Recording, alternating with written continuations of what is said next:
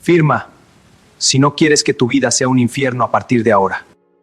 Esa amenaza cruel salió de la boca de mi propio hijo, el mismo por quien lo di todo en la vida. Justo ahí, en la mesa del comedor, mi nuera, sin mostrar ni una pizca de remordimiento, clavó un cuchillo afilado con fuerza sobre la madera, tan cerca de mi mano que sentí el temblor en los huesos. Se acercó a mi oído y susurró con una voz escalofriante. Firma rápido, vieja, todavía tengo muchos jueguitos divertidos reservados para ti. Me quedé quieta, en medio de ese penthouse que compré con sudor y lágrimas, siendo echada por mi propia sangre como si fuera una parásita andrajosa. Para conservar al menos un poco de dignidad, tomé la pluma, firmé, dejé las llaves y me fui sin mirar atrás, mientras ellos celebraban con copas de champán como si hubieran ganado una batalla. Y la historia que estoy por contarte es prueba de una cosa. Nunca subestimes la fuerza de una madre cuando decide defender su dignidad. Aquella noche, Sofía estaba parada frente a mí. Su rostro, habitualmente maquillado con perfección, ahora estaba desfigurado por una mueca de odio puro. Ya no era la muchacha dulce que conocí hace 3 años. Ahora era una víbora, una verdadera víbora. Ella golpeó la mesa con la palma de la mano. Ya no era la muchacha dulce que conocí hace 3 años. Su voz era chillona. Me lastimaba los oídos. Me dijo que yo era un estorbo, que era una mantenida en mi propia casa, que este departamento de lujo era demasiado para una vieja que ya olía a tierra. Yo no dije nada. Solo apreté mis manos bajo la mesa, entrelazando los dedos hasta que los nudillos se pusieron blancos. Mis ojos buscaron refugio en el retrato de mi esposo, Roberto. Estaba ahí, en la credenza, sonriendo como siempre, como si me dijera: «Calma, Elena». Pero Sofía notó mi mirada. «¿Qué miras? ¿Al muerto? Él ya no te puede ayudar». Y entonces sucedió. Sofía agarró el cuchillo de la fruta.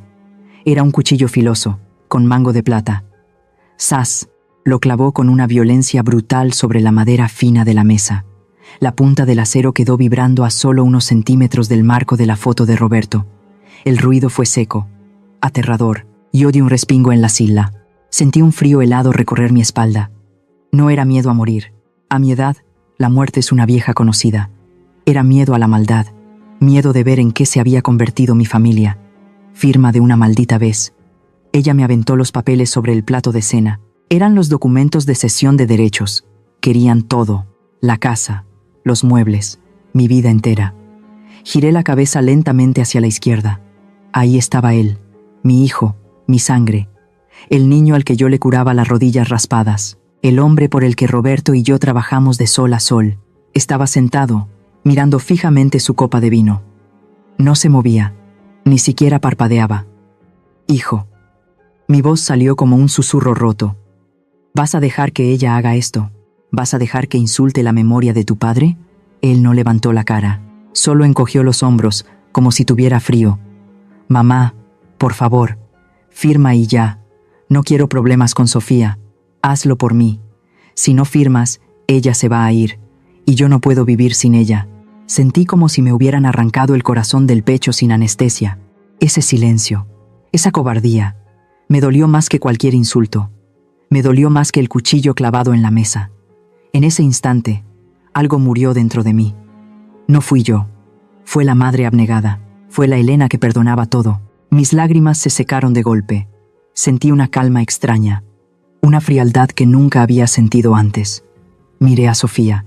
Ella sonreía con arrogancia, creyendo que había ganado. Miré a mi hijo, ese hombrecito gris y triste. «Muy bien», dije. Mi voz ya no temblaba, sonaba firme, metálica.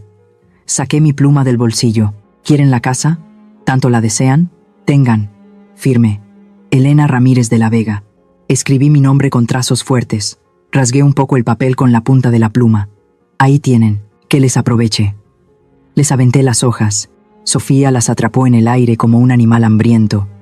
Pero mientras ella reía y besaba el papel, yo pensaba: disfrútenlo. Porque lo que acabo de firmar no es un regalo, es su sentencia, es el fin de su avaricia. Ustedes creen que soy una vieja tonta, pero se les olvida que yo fui quien construyó este imperio, y yo seré quien lo destruya. Me levanté de la silla despacio. Mis rodillas dolían un poco, pero me obligué a mantener la espalda recta, muy recta, como una reina que se retira de su trono, no como una derrotada, Caminé hacia mi habitación sin mirar atrás. Escuchaba los murmullos de celebración en el comedor. Escuchaba el sonido de una botella de champán descorchándose. Estaban brindando sobre mi cadáver. O al menos, eso creían ellos. Entré a mi cuarto. Todo estaba tal cual lo dejó Roberto. Su olor todavía impregnaba las almohadas. Saqué mi maleta vieja del closet, esa maleta de piel desgastada que ha viajado conmigo por 40 años. No empaqué mucho. No quería nada que hubiera sido comprado con el dinero que ahora ellos codiciaban tanto. Metí 2 cambios de ropa sencilla, un suéter grueso para el frío de la noche, mis medicinas y mi rosario. Tomé el rosario de cuentas de madera que colgaba en la cabecera de la cama. Lo besé y me lo colgué al cuello. Virgen Santísima, dame fuerzas, no para perdonar, sino para hacer justicia. Cerré la maleta. El sonido del cierre fue el punto final de mi vida en esa casa. Salí al pasillo. El piso de mármol brillaba bajo las luces empotradas. Cada rincón de esa casa tenía un recuerdo. Aquí aprendió a caminar mi hijo. Allá celebrábamos las Navidades, pero ahora todo se sentía ajeno, frío. Llegué a la sala. Mi hijo seguía sentado en el comedor, con la cabeza gacha.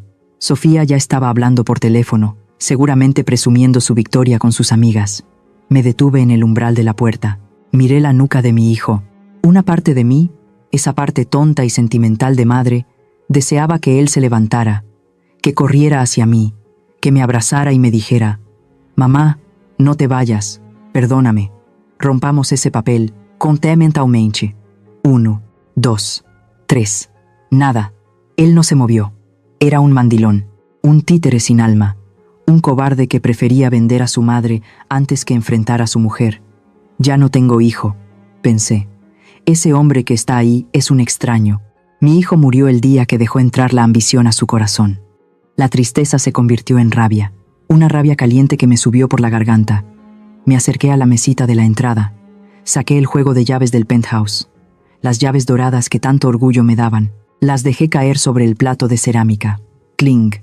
El sonido fue agudo y claro. Nadie volteó. Abrí la puerta principal. El pasillo del edificio estaba en silencio. Caminé hacia el elevador y presioné el botón. Las puertas de acero pulido se abrieron suavemente.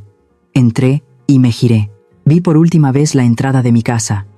La casa que construimos con sudor y lágrimas. Ahora era la cueva de unos lobos. Las puertas del elevador comenzaron a cerrarse. Poco a poco, la imagen de mi pasado desapareció. Clic. Encerrada en la caja de metal, descendiendo hacia la calle, sentí una soledad inmensa, pero también sentí algo más. Libertad. Me quité un peso de encima. El peso de mantener una mentira. El peso de criar a un hijo malagradecido. El elevador llegó a la planta baja. El guardia de seguridad me saludó con respeto. «Buenas noches, doña Elena. ¿Sale de viaje?» «Sí, Pedro. Me voy lejos». Él me abrió la puerta de cristal y salí a la noche de la Ciudad de México. El aire estaba fresco. Las luces de los coches pasaban rápido por la avenida Reforma. Caminé unos metros, alejándome del edificio, arrastrando mi maleta vieja. Me detuve bajo la luz de un farol. Mis manos buscaron mi teléfono en el bolso. No llamé a mi hermana para llorar. No, ya no había tiempo para lágrimas. Busqué el contacto. «Licenciado Carlos». Marqué. Sonó una vez, 2 veces. «Bueno», contestó él con voz adormilada. «Carlos, soy Elena». Su tono cambió de inmediato. Se puso alerta. «Elena, ¿estás bien? ¿Qué pasó?» Respiré hondo. Miré hacia arriba, hacia el piso 40, donde las luces de mi antiguo hogar brillaban con arrogancia.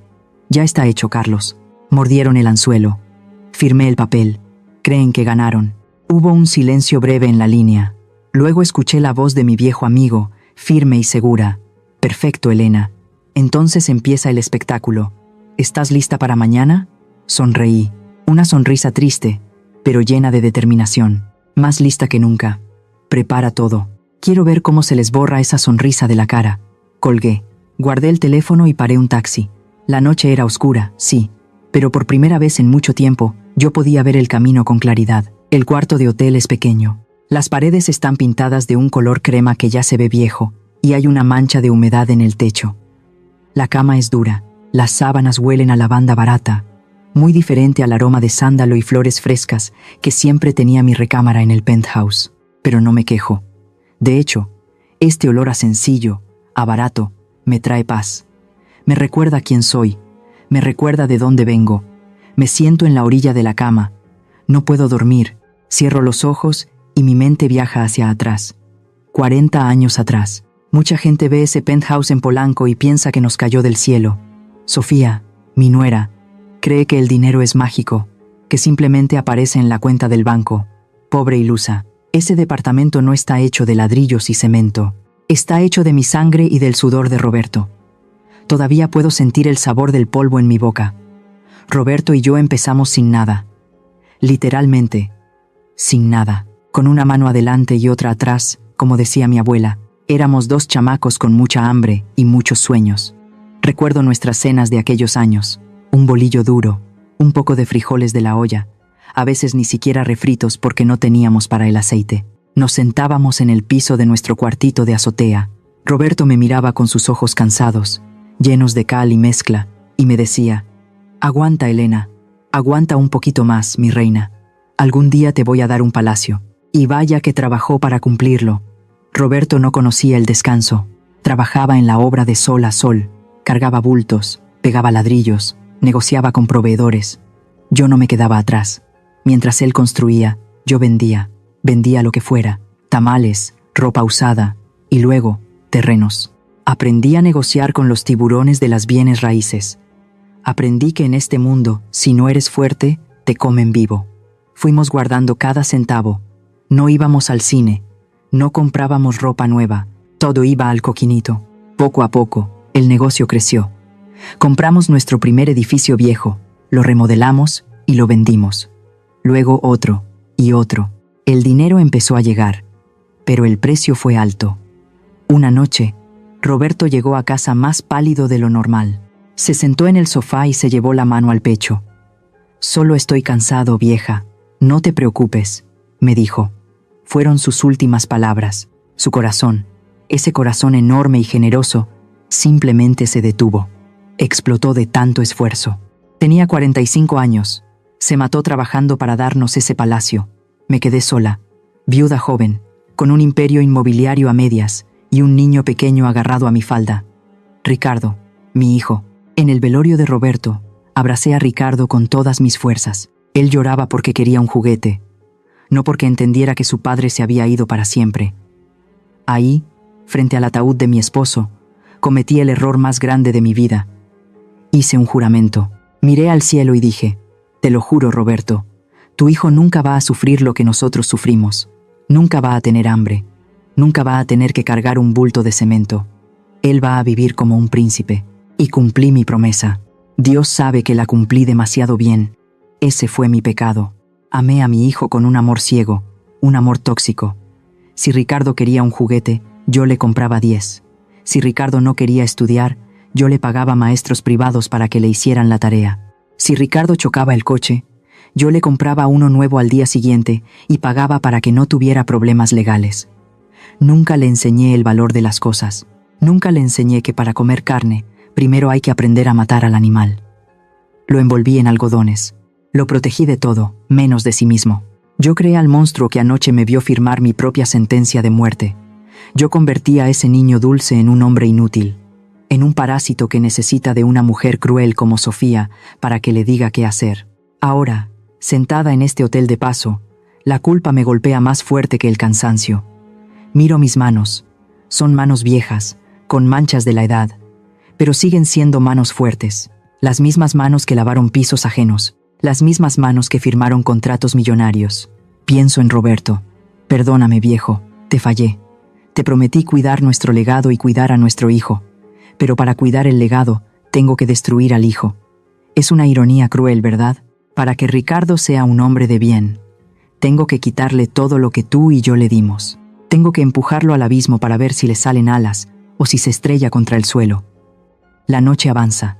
El ruido de la ciudad se va apagando, pero mi cabeza no para. Saco de mi bolsa una foto vieja que siempre cargo conmigo. Estamos los tres, Roberto, yo y Ricardo de bebé, en nuestro primer coche usado. Nos vemos tan felices, tan llenos de esperanza. Una lágrima rueda por mi mejilla. Es una lágrima caliente, salada. La limpio rápido. No, ya no más llorar. Mañana empieza la guerra. Y esta vez, no voy a pelear con el corazón de madre. Voy a pelear con la cabeza de empresaria. Voy a pelear como la mujer que levantó un imperio desde la nada. Sofía y Ricardo creen que se sacaron la lotería. No saben que el billete está falso.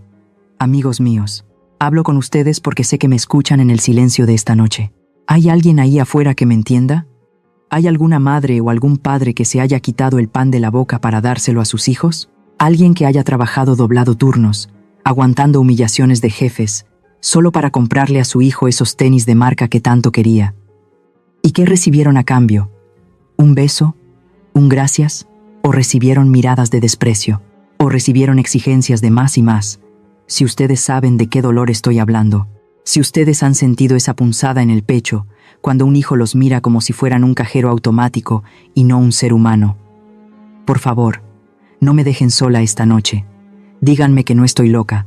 Díganme que hice lo correcto al salir de esa casa.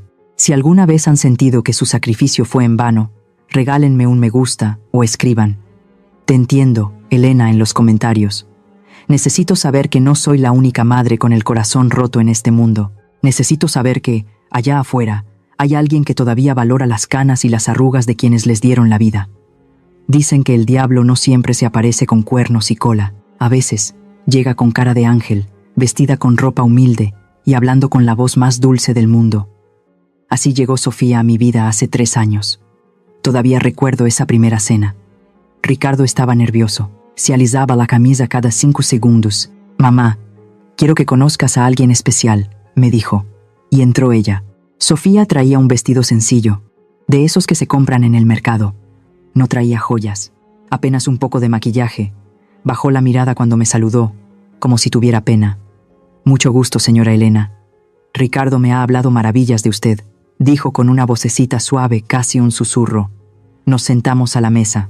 Serví mole poblano, la receta de mi abuela. Sofía comió con gusto. Me contó su historia entre bocado y bocado. Me dijo que venía de una familia muy pobre, que su padre los abandonó cuando ella era niña, que su madre lavaba ropa ajena para sacarla adelante. «Yo soy una mujer de lucha, señora. Sé lo que es trabajar duro», me dijo mirándome a los ojos. Caí redondita. Yo, la empresaria astuta, la que olía las mentiras de los clientes a kilómetros, bajé la guardia. Me vi reflejada en ella.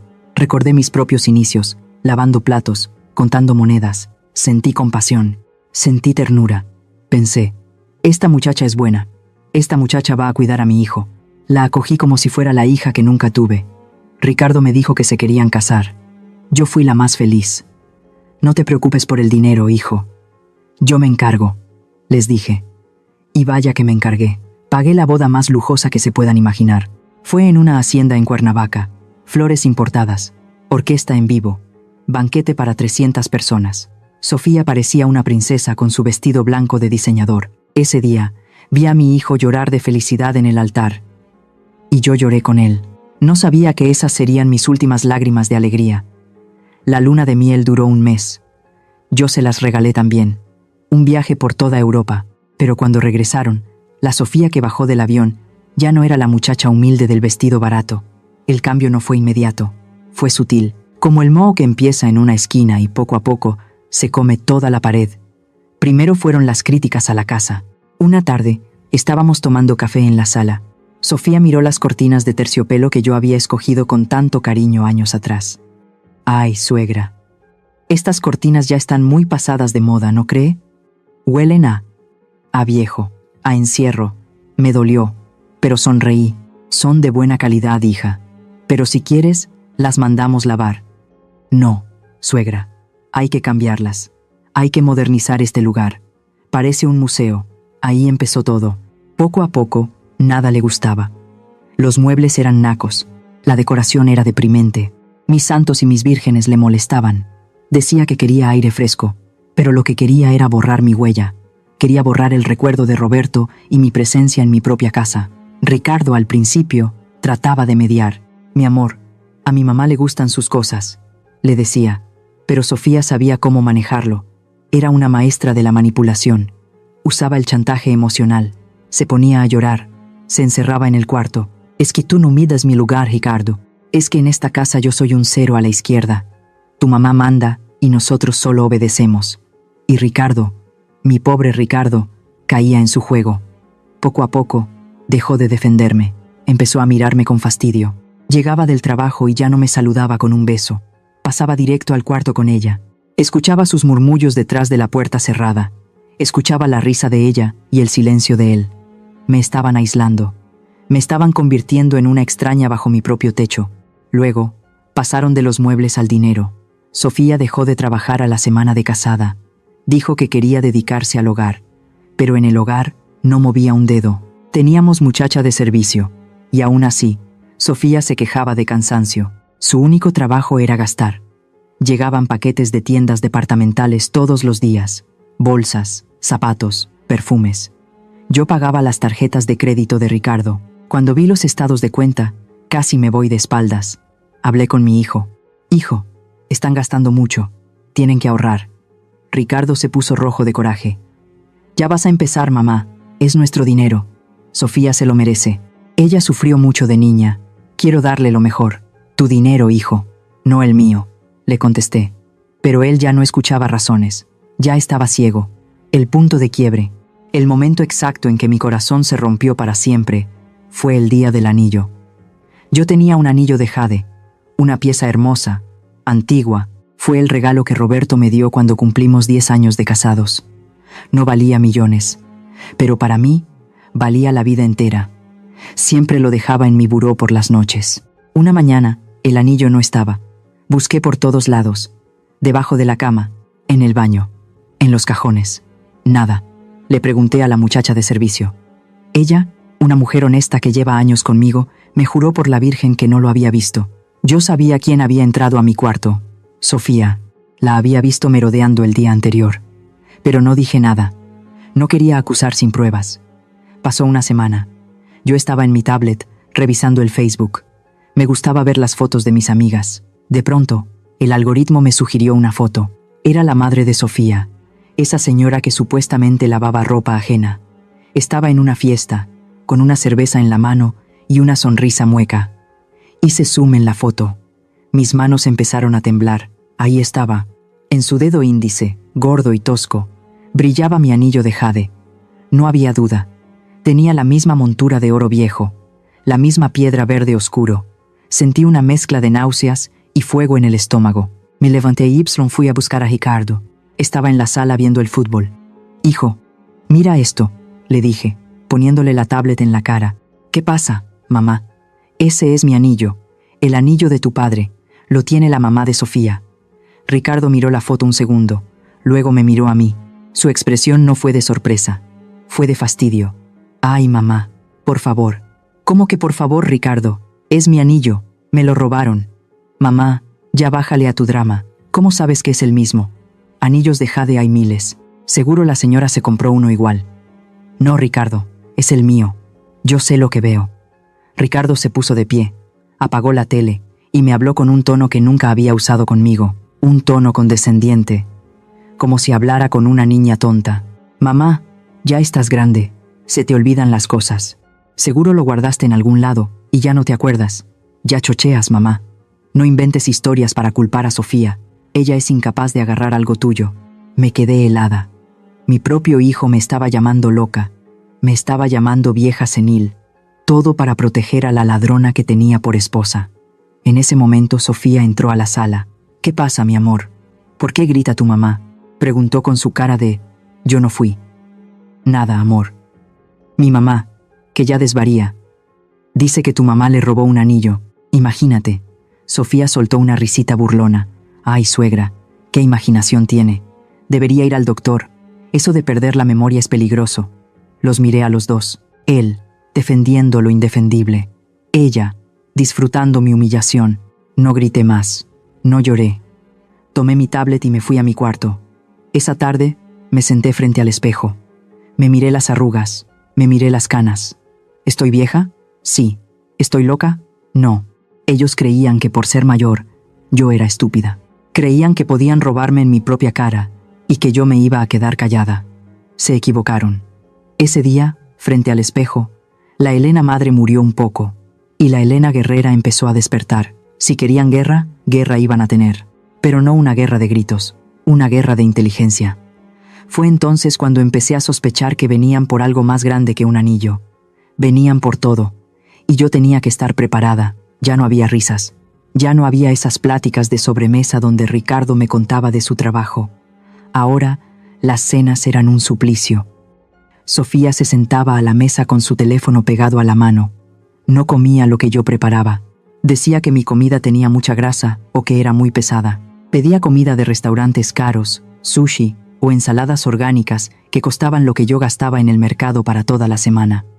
Lo peor no era el desperdicio de dinero. Lo peor era su actitud. Se pasaba el día entero encerrada en su cuarto, grabando videos para el internet. «Hola mis amores, aquí les muestro mi nuevo outfit», decía con una voz melosa, fingiendo una vida perfecta, una vida que yo estaba pagando. Yo me quedaba en la cocina, lavando los platos, escuchando sus mentiras a través de las paredes delgadas. Me sentía como una intrusa, como si yo fuera la sirvienta en la casa que yo misma compré. A veces, Ricardo llegaba cansado del trabajo. Yo quería ofrecerle un té, sobarle la espalda como antes. Pero Sofía se adelantaba. «Ay, suegra, no lo moleste. Ricardo necesita espacio. Váyase a su cuarto, por favor». Y Ricardo, mi Ricardo, no decía nada. Se dejaba llevar por ella como un perro con correa. Me miraba con pena, sí, pero también con fastidio, como si mi presencia le recordara que él no era el hombre de la casa. Entonces empezaron los comentarios. Al principio eran sutiles, como gotas de veneno en el café. «Amor», le decía Sofía a mi hijo mientras veían la televisión, «mi amiga metió a su mamá en una residencia en Santa Fe. Es un lugar precioso, tienen enfermeras, tienen jardín, hacen bingo». Ricardo solo gruñía. «Sí, amor», insistía ella, «tu mamá estaría mejor ahí. Aquí se aburre, allá tendría amigas de su edad. Además, esta casa es muy grande para ella. Nosotros podríamos usarla para, no sé, poner mi estudio de maquillaje o rentarla por aplicaciones. Sería un negociazo». Yo estaba en el pasillo, regando mis plantas. Se me heló la sangre. No era preocupación por mi salud. Me querían encerrar. Me querían aventar a un asilo para quedarse con el penthouse. Esperé con el alma en un hilo a que Ricardo gritara, a que dijera, «Estás loca. Mi madre no se va a ningún lado». Pero lo que escuché me rompió más que cualquier grito. Escuché un suspiro largo de mi hijo. «Pues, no sé, Sofía, déjame pensarlo. Es que mi mamá se va a poner difícil. Hay que verlo con calma, con calma». Iba a pensar con calma cómo deshacerse de mí. Me fui a mi cuarto temblando. Me sentí pequeña, me sentí vieja, me sentí desechable. Esa noche no dormí. Me di cuenta de que el respeto se había esfumado. Ya no me veían como la matriarca. Me veían como un mueble viejo que estorba en la sala y que ya no saben dónde poner. Los días siguientes fueron un infierno silencioso. Sofía ya no disimulaba. Me miraba con asco si yo tosía. Si dejaba un vaso en la mesa, me decía, «Suegra, recoja sus cosas, no somos sus criados». El colmo, ella, que no lavaba ni su propia ropa interior, diciéndome a mí que no fuera sucia. Y Ricardo, cada vez más distante, cada vez más ciego, llegaba a casa y se encerraba con ella, seguramente a planear mi destierro, pero la gota que derramó el vaso cayó un martes por la tarde. Yo había salido a comprar el pan. Regresé antes de lo previsto porque se me olvidó el monedero. Entré despacio, no hice ruido.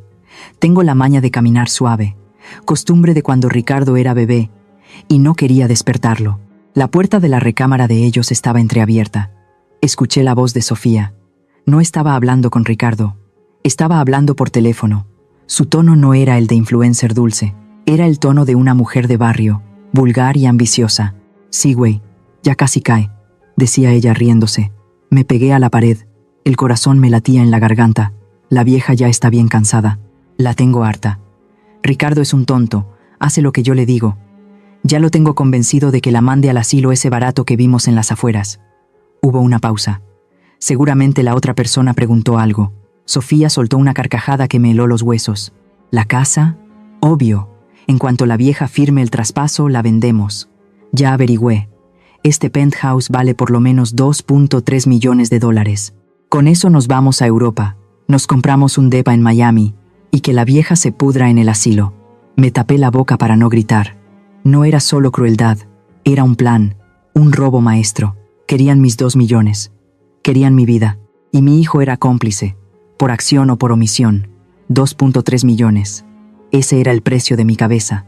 Ese era el precio del amor de mi hijo. En ese momento, el miedo desapareció. La tristeza se evaporó. Lo único que quedó fue una claridad absoluta, como cuando se despeja la neblina en la carretera y ves el precipicio justo enfrente. Retrocedí despacio. Salí del departamento sin hacer ruido. Bajé al lobby y me senté en una banca del parque de enfrente. Miré hacia arriba, hacia mi ventana. Ahí estaba el nido de víboras. Pensaron que yo era una anciana indefensa. Pensaron que la Madrecita Santa iba a poner la otra mejilla. No sabían que antes de ser madre, fui leona. No sabían que yo negocié con sindicatos corruptos y con inspectores ladrones cuando construía mi patrimonio. Sofía quería jugar rudo. Muy bien, vamos a jugar. Saqué mi teléfono. No para llamar a Ricardo. A él ya no tenía nada que decirle. Ese día, mi corazón se cerró con candado. Ese día, decidí que no iba a ser la víctima de su telenovela barata. Iba a ser la directora del final. Y créanme, no iba a ser un final feliz para ellos. Me sequé las lágrimas secas de la cara. Ya no había madre. Ahora, solo había una mujer defendiendo lo suyo. Regresé al departamento con el pan en la mano y una sonrisa fingida en la cara. «Hola, familia, ya llegué». Les grité desde la entrada. «Que empiece el juego». Dicen que el miedo paraliza, que te congela la sangre y no te deja pensar. Pero a mí, el miedo me despertó. Después de escuchar esa llamada telefónica de Sofía, después de saber que mi cabeza tenía un precio de $2 millones, no me quedé llorando en un rincón. No, señores, la Elena que lloraba por los rincones se secó las lágrimas. Esa tarde, frente al parque, mientras veía mi ventana desde lejos, la madre murió un poco más y regresó la empresaria, la mujer que negociaba contratos con tiburones inmobiliarios. Esto pasó 6 meses antes de la noche del cuchillo. Ese mismo día, con el corazón galopando pero la mente fría, llamé a Carlos. Carlos no es solo mi abogado, es mi compadre, es el padrino de bautizo de Ricardo. Él estuvo ahí cuando pusimos la primera piedra de ese edificio. Él me vio cargar bultos de cemento cuando estaba embarazada. Nos vimos en su despacho, una oficina vieja en el centro histórico, de esas con techos altos y muebles de madera pesada que huelen a tabaco y a libros antiguos. Nada que ver con los despachos modernos de cristal y acero que tanto le gustan a Sofía. Carlos me sirvió un tequila doble, sin limón, sin sal, directo. Me vio las manos. Todavía me temblaban un poco por la rabia. «¿Qué pasa, Elena? ¿Te enfermaste? ¿Es el corazón?» Le conté todo. No me guardé nada. Le conté del anillo robado, de los desprecios, de cómo me aislaban en mi propia casa. Y le conté del plan de Sofía para venderme, quitarme todo y meterme a un asilo de 4ª categoría en las afueras. Carlos escuchó en silencio. Él es un hombre de pocas palabras, un viejo lobo de mar. Pero cuando se quitó los lentes y frotó sus ojos cansados, supe que estaba furioso. Golpeó el escritorio con el puño. «Ese muchacho, Ricardo», murmuró con asco, «no tiene perdón de Dios. Criaste cuervos, Elena, y ahora te quieren sacar los ojos». Carlos se levantó y caminó hacia su archivo. Sacó una carpeta gruesa y polvorienta. «Elena, tenemos que blindarte. Ya no estamos hablando de familia. Ya no estamos hablando de una madre y su hijo. Estamos hablando de negocios. Y en los negocios, Elena, tú sabes mejor que nadie que no hay corazón. Hay contratos. ¿Qué hago, Carlos? ¿Los corro de la casa? ¿Cambio la chapa?» «No», dijo él con una sonrisa astuta, una sonrisa que me dio esperanza. «Si los corres ahora, van a pelear. Van a decir que estás senil. Van a querer declararte incompetente mentalmente ante un juez para quedarse con tu tutela y tu dinero. Son capaces de todo, Elena. Esa mujer es peligrosa». Sentí un escalofrío. Tenía razón. Sofía era capaz de inventar que yo estaba loca, que perdía la memoria, con tal de administrar mis bienes. Entonces, ¿qué hacemos? «Vamos a jugar ajedrez, Elena. Vamos a hacer un fideicomiso». Carlos me explicó el plan. Era brillante. Era la jugada maestra que yo necesitaba. Creamos el fideicomiso Serenidad. Traspasé la propiedad del penthouse, mis cuentas de ahorro y mis inversiones a este fideicomiso. Legalmente, a partir de ese momento, la casa ya no era mía. Yo, Elena Ramírez, dejé de ser la dueña absoluta. Pasé a ser solo la beneficiaria y administradora en vida. ¿Qué significaba esto en español claro? Significaba que mi firma, Esa firma que Sofía tanto deseaba arrancar de mis manos ya no valía ni un centavo para vender la casa. Para cualquier movimiento de venta, hipoteca o traspaso, se necesitaba la firma unánime del Consejo Técnico del Fideicomiso. Y adivinen quién era el presidente del Consejo con poder de veto. Exacto, el licenciado Carlos. Firmamos los papeles esa misma tarde. Al poner mi rúbrica en la última hoja, sentí que me quitaba una losa de 100 kilos de encima. La casa estaba segura. Mi patrimonio, ese por el que Roberto dio la vida, estaba blindado. Si Sofía me ponía una pistola en la cabeza para firmar, yo podía firmar con una sonrisa, porque ese papel que ella obtendría sería basura legal, papel mojado. Pero Carlos, que siempre piensa 2 pasos adelante, me dijo algo más mientras guardaba el expediente en la caja fuerte. Elena, el papel te protege en el juzgado, pero necesitamos pruebas para proteger tu integridad física.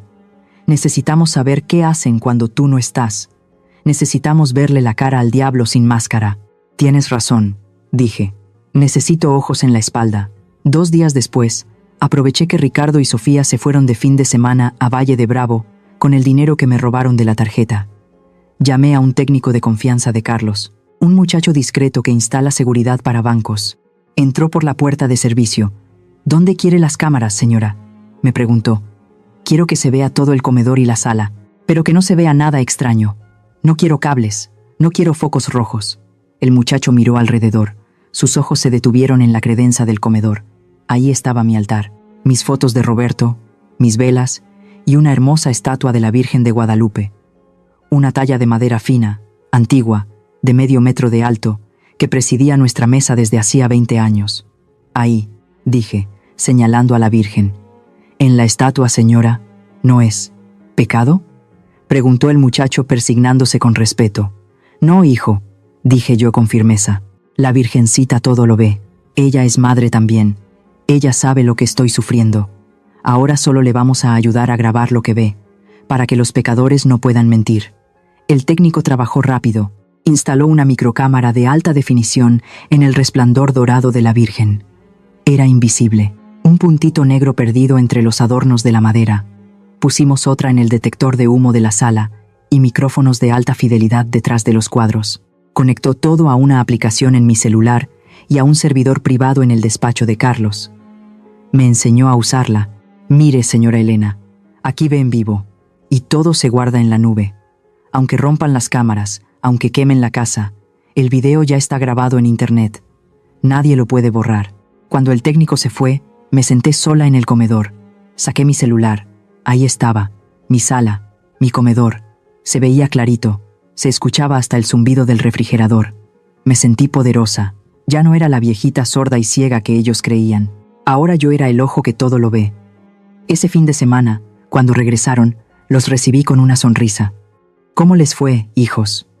Sofía ni me contestó. Se tiró en el sofá y empezó a hablar mal de la comida del hotel. Yo me fui a mi cuarto. Cerré la puerta con seguro. Abrí la aplicación y los vi. Los vi burlarse de mí en mi propia sala.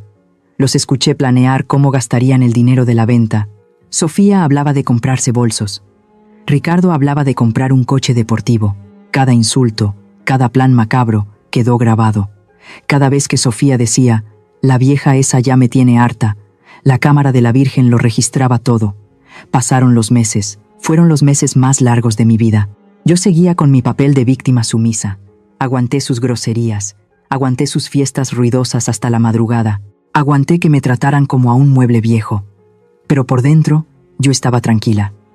Sabía que el momento llegaría. Sabía que la avaricia de Sofía no tenía llenadera y que tarde o temprano cometería un error. Y así llegamos a la noche de ayer. Antes de salir al comedor, antes de que Sofía clavara el cuchillo en la mesa, yo fui a mi closet. Saqué la carpeta del fideicomiso, la abrí y leí de nuevo la cláusula principal. La propiedad es inalienable sin el consentimiento del consejo. Acaricié el papel. Era mi escudo, era mi espada. Guardé la carpeta en mi caja fuerte personal, detrás del cuadro de mi boda, y le di 2 vueltas a la combinación. Me paré frente al espejo de cuerpo entero. Me alicé el vestido. Me acomodé el cabello canoso. Me miré a los ojos. Ya no había miedo. Había una determinación de acero. Hablé con mi reflejo, como si le hablara a mi hijo. Muy bien, Ricardo. Muy bien, Sofía. Les voy a dar una última oportunidad. Voy a salir a cenar con ustedes. Si me tratan con respeto, si veo un gramo de amor en sus ojos, detengo todo. Pero si eligen el camino de la violencia, si eligen la traición, entonces yo no tendré piedad. Ustedes creen que tienen el sartén por el mango, pero no saben que yo soy la dueña de la cocina. Respiré hondo. Mamá te va a dar una lección, hijo.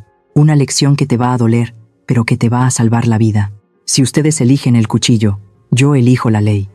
Apagué la luz de mi cuarto. Caminé por el pasillo hacia el comedor, donde ellos ya estaban sentados, esperándome para iniciar su teatro. Yo iba tranquila, porque yo sabía algo que ellos no. Yo sabía que esa noche, pasara lo que pasara, yo ya había ganado. Amaneció. El sol de la Ciudad de México entraba por los ventanales del despacho de Carlos en el piso 40, pero yo sentía frío, un frío que me calaba hasta los huesos. Estábamos sentados frente a una pantalla enorme. Carlos tenía su taza de café en la mano, pero no bebía. Yo tenía las manos entrelazadas sobre mi regazo, apretando mi rosario con tanta fuerza que las cuentas de madera se me marcaban en la piel. En la pantalla se veía mi casa, mi sala, mi comedor. La transmisión era en vivo, clara y nítida gracias a la cámara escondida en la Virgen. Eran las 10 de la mañana y mis hijos, si es que todavía podía llamarles así, ya estaban celebrando. Habían abierto una botella de champaña, de la cara, de la que yo guardaba para una ocasión especial, quizás para cuando tuviera un nieto. Pero no, se la estaban bebiendo ellos, festejando mi desgracia. Sofía traía puesta mi bata de seda. Caminaba por la sala como si fuera la dueña del mundo, con una copa en una mano y el papel que firmé anoche en la otra. Se veía desaliñada, con el maquillaje corrido, pero sus ojos brillaban con esa fiebre que da el dinero fácil. Ricardo iba detrás de ella, riéndose como un tonto. Parecía un perrito faldero esperando que su ama le hiciera caso. Entonces, Sofía se detuvo frente a la credenza. Ahí estaba el lugar sagrado de la casa. Las velas, las flores y la foto de Roberto. Era una foto hermosa, en blanco y negro, de cuando inauguramos nuestro primer edificio. Roberto se veía guapo, fuerte, con esa sonrisa que iluminaba mis días.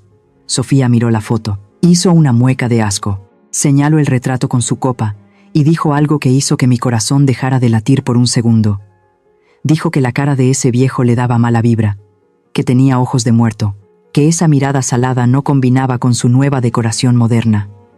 Yo contuve la respiración. Esperé que Ricardo saltara, que le dijera, «No te atrevas, es mi padre».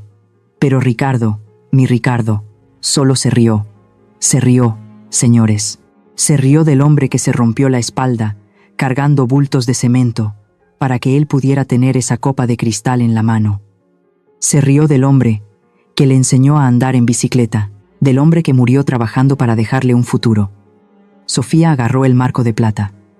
Sin dudarlo ni un instante, lo arrojó al bote de basura que estaba en la esquina. ¡Clang! El sonido del metal y el vidrio, rompiéndose contra el fondo del basurero, retumbó en las bocinas del despacho. Luego, ella se sacudió las manos, como si hubiera tocado algo sucio. «Listo», gritó ella. «Adiós a las antigüedades. Mañana compramos arte abstracto». Sentí un fuego en el pecho. No era dolor, era odio, puro y duro. Si hubiera estado ahí, creo que la mato. Dios me perdone, pero creo que le arranco los ojos. Carlos se puso de pie de un salto. Su cara estaba roja de ira. «Malditos», murmuró. «No tienen madre». Yo no me moví. Mis ojos estaban clavados en la pantalla. Mis lágrimas corrían en silencio, quemándome las mejillas. Pero esto no había terminado. Faltaba la humillación pública. Sofía sacó su teléfono, acomodó su cabello, puso su mejor sonrisa falsa y prendió el aro de luz que tenía en la sala. «Hola, mis amores», gritó con esa voz chillona que usa para sus seguidores. Empezó a transmitir en vivo. Nosotros lo veíamos desde dos ángulos, desde la cámara de la Virgen y desde el celular de Carlos, que había entrado a su Instagram. «Miren lo que tengo aquí», dijo ella, agitando la hoja de papel frente a la cámara. «Es la escritura. Por fin». La vieja bruja firmó. La señora amargada por fin entendió que su tiempo ya pasó y se largó. Ricardo se asomó por detrás, saludando a la cámara, con la cara hinchada de alcohol. «Salud, amor», dijo él, «por nuestra nueva vida». Los comentarios en el video empezaron a subir como espuma. Había gente felicitándolos, gente que no sabe nada. Pero también vi nombres conocidos. Vi el nombre de mi hermana, de mis primas, de las amigas del club de lectura. Todos estaban viendo. Todos estaban siendo testigos de cómo mi propia familia me despojaba y se burlaba de mi exilio. Sofía se acercó a la cámara y dijo: «Desde hoy, este penthouse es el reino de la reina Sofía. Se acabaron las reglas de la abuela. Esta noche hay fiesta. Todos invitados a la inauguración de mi palacio». Se reían, carcajadas fuertes, vulgares, que llenaban mi casa vacía. Se reían de mi derrota. Se reían de mi soledad. Yo miré a Carlos. Él me miró a mí. Su dedo estaba sobre el botón de llamada del teléfono de conferencia. Asentí con la cabeza. Una sola vez. «Hazlo», dije. «Bórrales la risa». Carlos presionó el botón. El tono de llamada empezó a sonar. Tú. En la pantalla vimos cómo Sofía se sobresaltaba. «¿Quién llama a esta hora?», preguntó ella, molesta por la interrupción. Vio el identificador de llamadas en el teléfono fijo de la casa. «Es el abogado de la vieja», dijo con desprecio. «Ponlo en altavoz», dijo Ricardo. «Seguro llama para suplicar que le dejemos sacar sus trapos viejos». Sofía presionó el botón del altavoz. «¿Qué quiere?», dijo ella, sin siquiera saludar. «Estamos ocupados celebrando». Su voz resonó en el despacho. Carlos se inclinó hacia el micrófono. Su voz era grave, profunda, como la voz del destino. «Buenos días, señora Sofía». «Señor Ricardo, lamento interrumpir su fiesta, pero creo que están celebrando antes de tiempo». Hubo un silencio en la sala. «¿De qué habla?», preguntó Ricardo, con un dejo de miedo en la voz. Carlos sonrió. Una sonrisa de tiburón. «Hablo de que el papel que tiene en la mano, señora, ese papel con el que está saludando a sus fans». Hizo una pausa dramática. «Ese papel no sirve ni para ir al baño. Tú aquí vi. Tengo que hacer una pausa aquí, porque la rabia no me deja respirar. Ustedes están viendo esto con los ojos de la mente, pero yo lo vi en vivo. Vi cómo tiraron a mi esposo a la basura. Vi cómo mi hijo, mi sangre, se burló de la memoria de su padre solo para complacer a una mujer que no lo quiere. El corazón se me hizo pedazos. Sentí que alguien lo agarraba y lo exprimía hasta sacarle la última gota de amor. Yo sé que ustedes me entienden. Sé que ustedes también están apretando los dientes de coraje en este momento. ¿Cómo es posible tanta maldad? ¿Cómo es posible que un hijo olvide quién le limpió las nalgas y quién le dio de comer? Si ustedes sienten esta indignación que me quema el pecho, si ustedes creen que nadie, absolutamente nadie, tiene derecho a tirar a la basura los recuerdos sagrados de una familia, por favor, no se queden callados. Denle un me gusta a esta historia. Comenten justicia para Elena.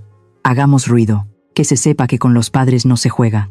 Que se sepa que hay límites que no se deben cruzar, ni en esta vida ni en la otra. Porque lo que va a pasar a continuación, lo que Carlos y yo les tenemos preparado, eso, amigos míos, eso es lo que yo llamo justicia divina. Volvamos al despacho». La cara de Sofía cambió. «¿Cómo que no sirve?», gritó ella. «Tiene la firma. Yo vi cuando firmó». «Sí», dijo Carlos con calma. «Tiene la firma de Elena Ramírez. Pero Elena Ramírez no es la dueña de esa casa desde hace 6 meses». La copa de champaña se le resbaló de la mano a Ricardo. Cayó al suelo y se rompió en 1000 pedazos. El sonido del cristal roto fue la música más dulce que había escuchado en años. El show apenas comenzaba. El silencio que siguió a las palabras de Carlos fue tan pesado que casi se podía tocar. En la pantalla vi cómo el rostro de Sofía pasaba de la arrogancia al desconcierto y luego a un miedo visceral. Ricardo, por su parte, tenía la boca abierta, incapaz de articular palabra, como si le hubieran quitado el habla de un golpe. Carlos no les dio tiempo de recuperarse. Su voz, tranquila y gélida, cortó el aire del penthouse como un bisturí. «Escúchenme bien, porque no lo voy a repetir. Esa casa pertenece al Fideicomiso Serenidad. Elena es la administradora vitalicia, pero ella acaba de activar la cláusula de desheredación por causas graves. Están viviendo en una propiedad ajena. Son, a los ojos de la ley, ocupantes ilegales». Sofía soltó un alarido de rabia. Sus ojos se inyectaron en sangre. «Mientes, viejo mentiroso. Tengo el papel aquí mismo». En un ataque de furia ciega, empezó a rasgar la hoja con sus uñas, tratando de romperla en pedazos, como si destruyendo el papel pudiera destruir la realidad. Carlos soltó una carcajada seca, sin una pizca de alegría. «Rómpelo, Sofía. Rómpelo en 1000 pedazos. No importa.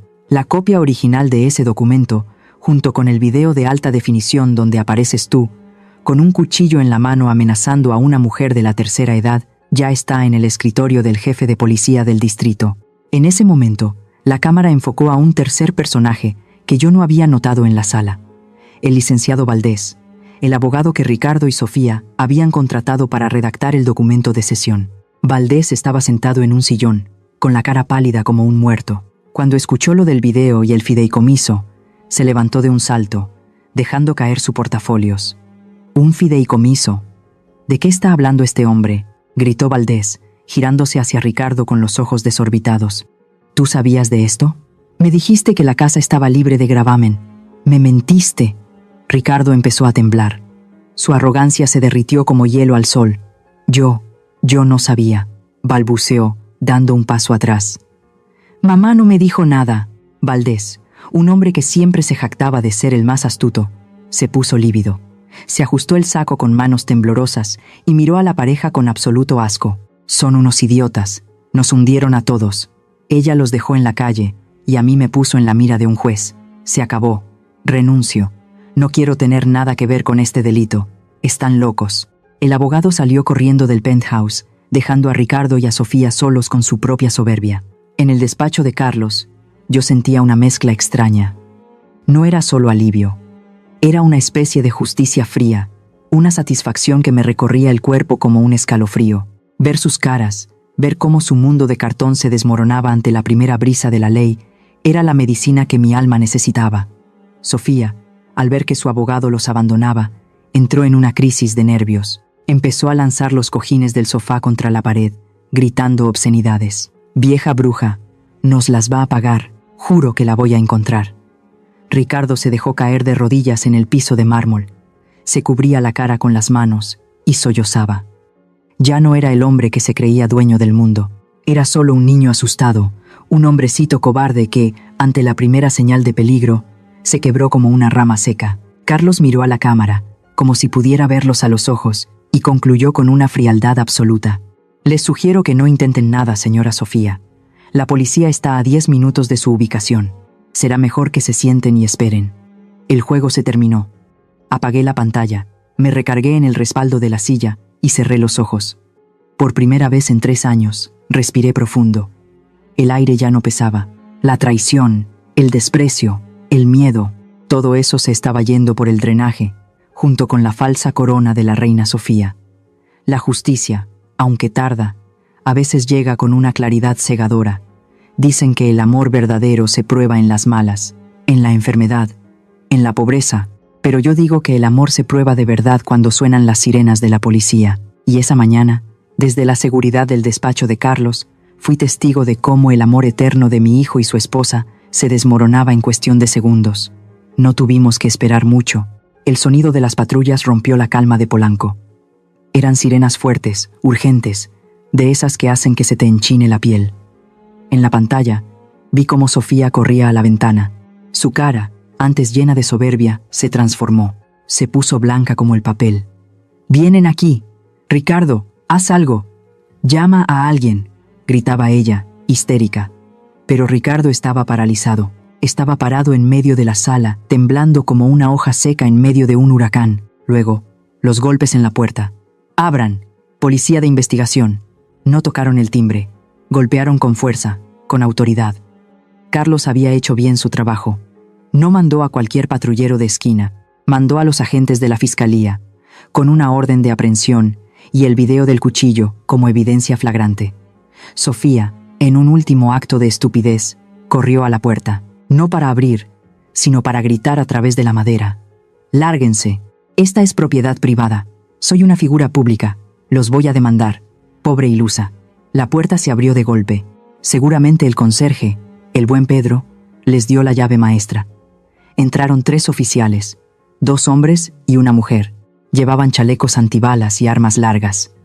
El oficial al mando, un hombre moreno y robusto, no se dejó impresionar por los gritos de Sofía. «Sofía Mendoza, queda detenida», dijo con voz grave. Ella retrocedió, tropezando con sus propios pies. «¿Detenida? ¿Yo? ¿Saben quién soy? Tengo 100.000 seguidores. Soy influencer. Gritaba como si los likes fueran un escudo contra la ley. Como si el internet pudiera salvarla de la realidad. El oficial ni siquiera parpadeó. Sacó un par de esposas metálicas. Se le acusa de allanamiento de morada, despojo y tentativa de homicidio en grado de parentesco con agravante de arma blanca. Las palabras cayeron como piedras. Tentativa de homicidio. No era un juego, no era un chisme de lavadero, era cárcel, cárcel de verdad. La oficial mujer agarró a Sofía del brazo. Con un movimiento rápido y profesional, le torció la mano hacia la espalda. ¡Crack! Sonó el metal de las esposas cerrándose en sus muñecas.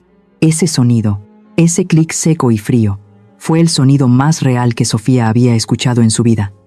Se acabó la reina. Se acabó la dueña del palacio. En ese momento, Sofía se rompió. Empezó a llorar a gritos. Ya no eran gritos de furia, eran gritos de miedo, de pánico puro. Ricardo, diles algo. Diles que es un error. Amor, ayúdame. Y aquí, amigos míos, aquí viene la parte que me revolvió el estómago. La cámara enfocó a mi hijo. Ricardo estaba arrinconado contra la pared, junto a la vitrina de copas. El oficial se giró hacia él. ¿Y usted es el esposo? ¿Ricardo de la Vega? Ricardo asintió, con los ojos desorbitados. Usted también viene con nosotros, como cómplice. En ese instante, vi la verdadera cara de mi hijo. No vi al niño que yo crié, no vi al hombre que juró amar a su esposa en el altar. Vi a una rata tratando de salvarse del naufragio. Ricardo levantó las manos. No, oficial, no, no, no. Yo no hice nada. Su voz era aguda, patética. Señaló a Sofía con el dedo, a su amor, a su reina. Fue ella. Ella agarró el cuchillo.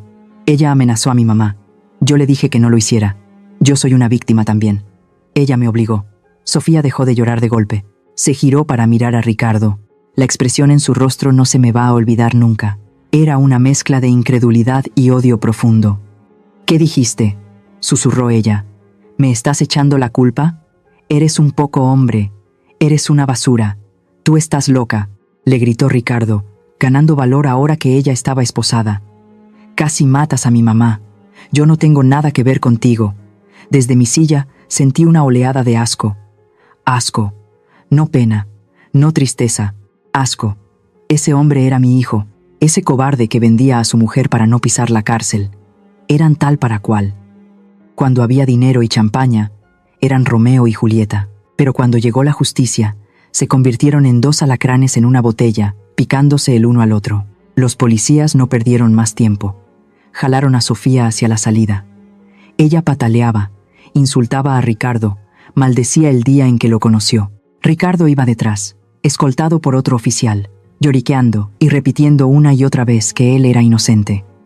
Justo antes de salir por la puerta principal, sucedió algo extraño. Sofía se detuvo, pareció sentir algo. Quizás fue el instinto, quizás fue la culpa. Levantó la cabeza y miró directamente hacia la credenza, hacia la Virgen de Guadalupe, hacia la cámara. Sus ojos, llenos de rímel corrido y lágrimas negras, se clavaron en el lente. Por un segundo, sentí que me estaba mirando a mí, a través de la pantalla, a través de los kilómetros. Nuestras miradas se cruzaron. Ya no había arrogancia en ella, solo había terror. Ella supo, en ese último segundo, que yo siempre estuve ahí, que yo lo vi todo, que no fue mala suerte. Fui yo. El policía dio un tirón. Andando, Sofía desapareció por el pasillo. La puerta del penthouse quedó abierta de par en par. El silencio regresó a la casa, pero ya no era un silencio pesado, era un silencio limpio. En la pantalla solo se veía la sala vacía, los cojines tirados en el suelo, la copa rota, y la Virgen, serena, observándolo todo desde su altar. Apagué el monitor. Me giré hacia Carlos. Él estaba serio, pero asintió con la cabeza. Se hizo justicia, Elena. Sí, se hizo justicia. Pero la justicia tiene un sabor amargo cuando tienes que ver a tu propio hijo convertido en un traidor. Me levanté de la silla. Mis piernas estaban firmes. Vámonos, Carlos, dije. Tengo hambre. Vamos a desayunar unos chilaquiles, pero de los buenos, de los que pican, porque la vida sigue. Y yo, Elena Ramírez, apenas estoy empezando a vivirla de nuevo. Dicen que cuando el barco se hunde, las ratas son las primeras en saltar. Pero mi hijo, mi pobre y estúpido Ricardo, No se dio cuenta de que él no era una rata cualquiera. Él era el capitán de su propio naufragio. Y se quedó ahí, parado en la cubierta, viendo cómo el agua le llegaba al cuello sin entender qué demonios estaba pasando. La policía se llevó a Sofía.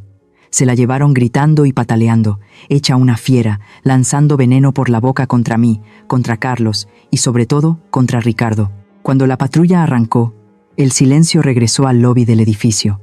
Ricardo se quedó ahí, parado en la banqueta. Los oficiales le dijeron que él no estaba detenido, por ahora, pero el abogado de la administración del edificio, instruido por Carlos, fue muy claro. Señor de la Vega, tiene 5 minutos para desalojar las instalaciones. Usted ya no es residente aquí. Si no se retira, tendremos que llamar a la patrulla de nuevo por vagancia. Ricardo los miró con esa cara de niño perdido que solía romperme el corazón. Pero esta vez, mi corazón estaba blindado con acero. No me miró a mí, no se atrevió. Dio la media vuelta y corrió hacia las escaleras del estacionamiento subterráneo. Yo sabía a dónde iba. Iba a buscar su refugio, su orgullo, su coche deportivo alemán, ese convertible rojo que le compré cuando cumplió 25 años y que él amaba más que a su propia vida. Desde mi celular, abrí la aplicación de rastreo vehicular. Vi el puntito rojo que marcaba la ubicación de su coche en el sótano 2. Mis dedos temblaron un poco, pero no dudé. Presioné el botón que decía bloqueo de motor. Luego, presioné el otro botón, reportar como robado. La pantalla mostró un mensaje en letras verdes, comando enviado con éxito. Me imaginé la escena. Ricardo llegando jadeante al sótano, el olor a gasolina y humedad, el eco de sus pasos desesperados. Lo imaginé sacando la llave inteligente del bolsillo, esa llave que él siempre giraba en sus dedos con prepotencia. Clic, nada. Clic, clic, clic, nada. Las luces del coche no parpadearon, los seguros no se levantaron. El motor, esa bestia de 400 caballos de fuerza, estaba muerto. Tan muerto como su lealtad hacia mí. Seguramente le dio de patadas a la llanta. Seguramente gritó. Pero el coche no se iba a mover. Ese coche estaba a mi nombre. Yo pagué cada tornillo, cada asiento de piel. Y si yo digo que el coche no camina, el coche no camina. Sin coche, tuvo que subir de nuevo a la calle. Salió por la rampa, sudando, con su traje de diseñador arrugado y la corbata chueca. El sol del mediodía en la Ciudad de México caía a plomo. Lo vi a través de las cámaras de seguridad de la entrada, que Carlos seguía monitoreando. Ricardo sacó su teléfono. Iba a pedir un Uber o un taxi ejecutivo, porque mi hijo no sabe andar en metro. Mi hijo no sabe lo que es subirse a un pecero. Lo vi teclear furioso en la pantalla. Esperó. Luego, su cara se descompuso. Otra vez. Tecleó. Otra vez. Nada. Negado. Rechazado. Claro, él no lo sabía. Pero 5 minutos antes, yo había cancelado la tarjeta de crédito adicional. La tarjeta Black ilimitada que él usaba, como si fuera un pozo mágico de dinero sin fondo. Esa tarjeta que pagaba sus cenas, sus viajes y los caprichos de Sofía. Ahora era solo un pedazo de plástico inútil. Ricardo revisó su cartera. Yo sé lo que había ahí. Identificaciones. Tarjetas de presentación que dicen CEO de una empresa fantasma. Pero dinero. Billetes. No. Ricardo nunca carga efectivo. ¿Para qué, mamá? Eso es de gente antigua, me decía siempre con burla. Pues ahí estaba la gente antigua, dejándolo en la calle sin un peso en la bolsa, ni para una botella de agua. Se quedó parado en la esquina de Mazarik. La gente pasaba a su lado, ejecutivos comiendo, señoras paseando perros, turistas tomándose fotos. Nadie lo miraba. Para el mundo, él era un hombre más de traje. Pero él sabía la verdad. No tenía casa, no tenía coche, no tenía esposa, no tenía dinero. Y lo más terrible de todo, la pérdida que realmente lo iba a matar por dentro, no tenía madre. Entonces, mi teléfono empezó a vibrar sobre la mesa del despacho de Carlos. La pantalla se iluminó. Foto de contacto. Ricardo. Lo dejé sonar. 1 vez, 2 veces, 10 veces. Carlos me miró. ¿Vas a contestar?, me preguntó suavemente. Negué con la cabeza. Todavía no. Necesita sentir el miedo. Necesita sentir el abismo bajo sus pies. El teléfono dejó de sonar y volvió a empezar inmediatamente. Llamada número 15, 20, 30. Era insistente. Era la desesperación de un niño malcriado que no entiende por qué le quitaron sus juguetes. 40 llamadas, 50 llamadas, 50 veces vibró el teléfono, como los latidos de un corazón moribundo. En la llamada 51, suspiré, tomé el aparato. Sentí su peso en mi mano, pesaba toneladas. Deslicé el dedo verde, puse el teléfono en la oreja. Bueno, dije, seca, fría, como una lápida. Mamá, mamá, gracias a Dios, contestas. Su voz era un llanto agudo, estaba mormoso, lleno de mocos y lágrimas. Mamá, ayúdame por favor. Estoy en la calle. No tengo nada, Sofía. Esa loca. Ella me engañó, mamá. Yo no sabía nada. Yo soy una víctima. Ella me lavó el cerebro. Tú sabes que yo te quiero, mamá. Yo soy tu hijo, tu Ricardito. Mándame un Uber, por favor. O ven por mí. Perdóname, pero sácame de aquí. Cerré los ojos. Escuchar su voz quebrada me dolía. Claro que me dolía. Soy su madre. Mis entrañas se retorcían pidiéndome que fuera a rescatarlo, que lo trajera a casa, que le hiciera una sopa caliente y le dijera que todo iba a estar bien. Pero luego vi la imagen en mi mente. Vi la foto de Roberto volando por el aire. Vi el marco de plata golpeando el fondo del basurero. Y lo vi a él. Vi su sonrisa. Vi cómo se reía mientras su mujer tiraba a la basura al hombre que le dio la vida. Esa risa fue mi ancla. Esa risa me dio la fuerza para no ceder. Respiré hondo. Mi voz salió tranquila, pero cargada de una sentencia irrevocable. Ricardo, escúchame bien. Él se calló. Solo se escuchaba su respiración agitada y el ruido del tráfico de fondo. No me hables de Sofía. No me hables de dinero. No me hables de que fuiste engañado. El problema no es que firmé un papel. El problema no es el dinero. El problema es lo que hiciste anoche. El problema es lo que hiciste esta mañana. Hubo un silencio del otro lado. Él sabía. En el fondo, él sabía. Anoche, dejaste que me humillaran. Te quedaste sentado viendo cómo me amenazaban con un cuchillo. Pero eso, tal vez eso podría perdonarlo, pensando que eres un cobarde. Pero lo de hoy no tiene nombre, Ricardo. Hoy, cuando esa mujer agarró la foto de tu padre, la foto del hombre que se mató trabajando para que tú tuvieras ese traje que traes puesto. Cuando ella tiró a tu padre a la basura, tú te reíste. Mis lágrimas empezaron a caer, pero mi voz no se quebró. Te reíste, Ricardo. Vi tus dientes. Vi tu cara de diversión. Te burlaste de la memoria de quien te dio la vida. Y en ese momento, dejaste de ser mi hijo. Un hombre que es capaz de reírse sobre la tumba de su padre no merece tener madre. No, mamá, no digas eso. Estaba nervioso. Fue una risa de nervios, gritó él, desesperado. No mientas más. Le corté. Ya no tienes casa, Ricardo. El penthouse es del fideicomiso. Ya no tienes coche. El coche está a mi nombre y lo acabo de reportar. Ya no tienes dinero. Cancelé las tarjetas. Ahora eres libre. Querías vivir tu vida sin la vieja amargada, ¿verdad? Pues ahí tienes tu libertad. Cómetela. Vívela. Empieza desde cero, como empezamos tu padre y yo. A ver si así, cuando tengas hambre de verdad, aprendes a respetar. Mamá, no me cuelgues. Mamá. Adiós, Ricardo. Que Dios te bendiga, porque yo ya no puedo ayudarte. Alejé el teléfono de mi oído. Su voz seguía gritando, mamá, a lo lejos, como un eco fantasma. Presioné el botón rojo. La llamada terminó. Luego, con el dedo temblando, busqué la opción en el menú. Bloquear contacto. Confirmar. Listo. El silencio volvió al despacho. Carlos me puso una mano en el hombro. No dijo nada. No hacía falta. Me sentí vacía, como si me hubieran sacado todos los órganos por dentro. Pero al mismo tiempo, sentí que por fin podía respirar. Había cortado el cordón umbilical, ese cordón que se había convertido en una soga alrededor de mi cuello. Me dolía el alma, sí, pero era un dolor necesario, como cuando te curan una herida infectada con alcohol. Arde, quema, te hace gritar. Pero es la única forma de que sane. Es la única forma de que no te pudras por dentro. Miré por la ventana hacia la inmensidad de la ciudad. En algún lugar allá abajo, entre millones de personas, estaba Ricardo. Solo. Espero que aprenda. Espero que, algún día, entienda que el amor de madre es incondicional, pero el respeto se gana. Y él, hoy, lo perdió todo.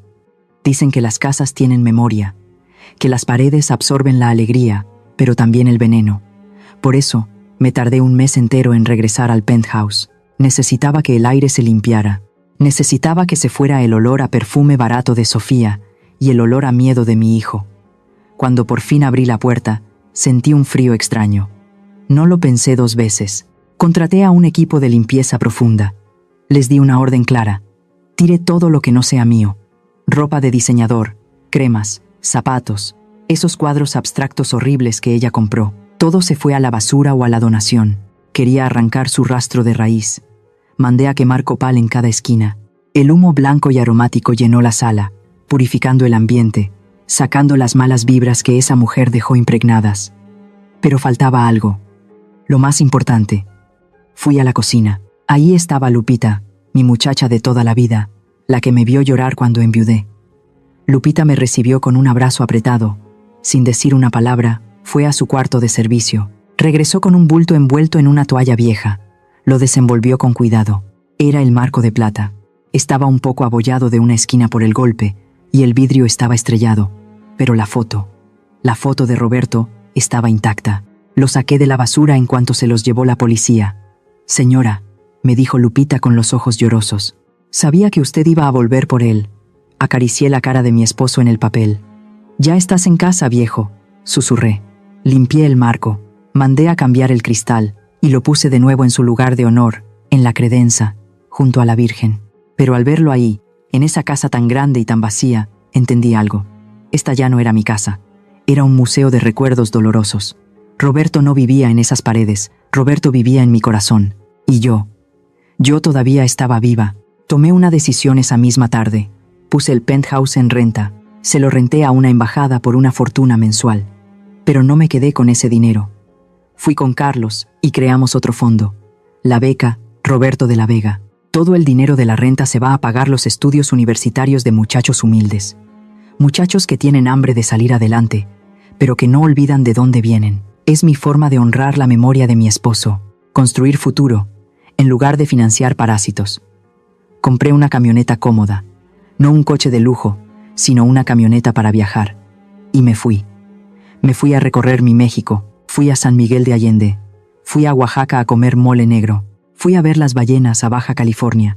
Hice el viaje que Roberto y yo siempre soñamos, pero que nunca hicimos porque estábamos demasiado ocupados haciendo dinero para el niño. Hace una semana, pasé por un pueblo mágico en Michoacán. Tenía hambre y me paré en una fonda pequeña, de esas que tienen manteles de plástico y huelen a tortillas hechas a mano. Me senté en una mesa del rincón. Entonces lo vi. Estaba limpiando una mesa al otro lado del salón. Traía un mandil manchado de salsa. Estaba más flaco. Tenía ojeras profundas y el pelo un poco largo. Era Ricardo. Mi corazón dio un vuelco. Quise levantarme. Quise gritar su nombre. Vi cómo el dueño del lugar le gritaba: «Órale, Ricardo, muévete que los clientes esperan». Y vi a mi hijo, el que se creía príncipe, bajar la cabeza y decir: «Sí, patrón, ahorita voy». Lo vi cargar una charola pesada con platos de pozole. Le temblaban un poco las manos. Me quedé paralizada. Una parte de mí quería correr, darle mi tarjeta de crédito, comprarle ropa, sacarlo de ahí. Pero me obligué a quedarme quieta. Apreté el rosario en mi pecho. «No, Elena, no. Si lo rescatas ahora, lo echas a perder para siempre». Está trabajando. Por primera vez en su vida, se está ganando el pan con el sudor de su frente. Está aprendiendo lo que vale un peso. Está aprendiendo a ser hombre. Me comí mis tacos con un nudo en la garganta. Pagué la cuenta y dejé una propina generosa en la mesa, pero no tanta como para llamar la atención. Me levanté y salí rápido, antes de que él volteara. Me subí a mi camioneta y arranqué. Lloré un poco en la carretera, sí, pero eran lágrimas de esperanza, porque prefiero ver a mi hijo mesereando y siendo honesto, que verlo en un penthouse siendo un miserable malagradecido. Lo dejé ahí, en manos de la mejor maestra de todas, la vida. Y ahora, aquí estoy, sentada en la terraza de un hotelito en Puerto Vallarta. Tengo una copa de vino tinto en la mano. El sol se está poniendo sobre el Pacífico, pintando el cielo de naranja y morado. El mar ruge suavemente. Dicen que el agua salada cura todo. Y es verdad. Miro mi copa. Miro mis manos arrugadas. He perdido mucho. Perdí a mi esposo. Perdí la inocencia de creer que la familia es perfecta. Pero me he ganado a mí misma. Amigos míos, antes de terminar esta botella y esta historia, quiero decirles algo. Escúchenme bien, porque estas palabras me costaron lágrimas de sangre. A las madres y padres que me escuchan, ámense a ustedes mismos primero. El amor de padres no significa ser mártires, no significa quedarse en los huesos para que los hijos engorden. No suelten la chequera, no hereden en vida si eso significa quedarse indefensos. La casa es de ustedes, el dinero es de su vejez. Si sus hijos los quieren, los querrán con o sin herencia. Y si solo los quieren por el dinero, entonces es mejor saberlo a tiempo, como yo. A los hijos, la vida da muchas vueltas. Hoy estás arriba, mañana estás limpiando mesas. Lo único que te sostiene cuando todo se cae es tu raíz, son tus padres. La ingratitud es un pecado que se paga caro. No esperen a que su madre se vaya o a que su padre sea una foto en un altar para darles las gracias. Un beso hoy vale más que 1000 coronas de flores mañana. Y a las nueras, a los yernos, cuidado. Sofía creyó que se comía el mundo. Creyó que yo era una vieja tonta. Hoy, Sofía está esperando sentencia en un reclusorio, sola y olvidada. Nunca desprecien a quien construyó los cimientos donde ustedes están parados. El karma no tiene menú, te sirve lo que te mereces. Y a veces, te lo sirve frío y de golpe. Yo soy Elena Ramírez. Tengo 65 años. Me quedé sin hijo, por ahora, pero recuperé mi dignidad, recuperé mi paz. Y les juro, por la memoria de mi Roberto, que este vino nunca me había sabido tan rico. La vida es hermosa, amigos, pero es más hermosa cuando tienes el valor de tomar el timón y decir, basta, vivan, viajen, disfruten lo que es suyo, porque al final lo único que nos llevamos es lo que vivimos. Salud. Antes de despedirnos, quiero preguntarte algo desde el corazón. ¿Tú qué opinas de la decisión que tomó ella? Si estuvieras en su lugar, ¿habrías hecho algo diferente? Cuéntame lo que piensas en los comentarios. De verdad, leo cada mensaje y tu voz importa más de lo que imaginas. Si esta historia te hizo reflexionar, te movió algo por dentro o te recordó a alguien, no olvides dejar tu like, compartirla con quien lo necesite y suscribirte al canal para no perderte las próximas historias. Nos vemos en el siguiente relato. Somos antes del silencio y caminamos contigo a través de las historias para atravesar los años, recuperar la calma y reencontrar la fuerza del alma.